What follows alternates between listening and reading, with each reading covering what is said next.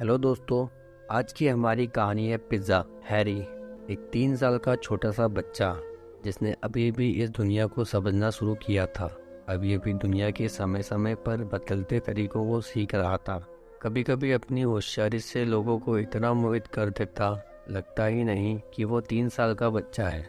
एक बार गर्मी की छुट्टियों में हैरी ने अपने मामा के यहाँ जाने की जिद पकड़ ली, लेकिन हैरी को अकेले भेजना भी ठीक नहीं था।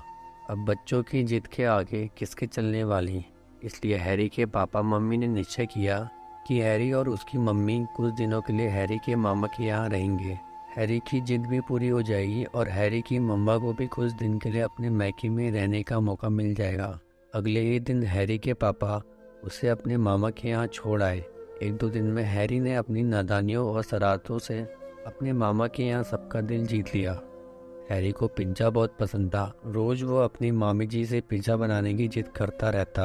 एक शाम मामी जी ने हैरी की यह जिद भी पूरी कर दी। पिज्ज़ा देखते ही हैरी उछल उछल कर नाचने लगा, जैसे पहली बार पिज्ज़ा देखा हो। पिज्ज़ा के 3 टुकड़े लेकर वो अपने बालकनी में जाकर बैठ गया और बाहर देखते हुए खाने लगा। इसी बीच नीचे रहने वाले शर्मा जी का तीसरे माले पर रहने वाले मेहता जी के साथ पार्किंग को लेकर झगड़ा हो गया। बाहर से जोर जोर से बहस की आवाजें आने लगी।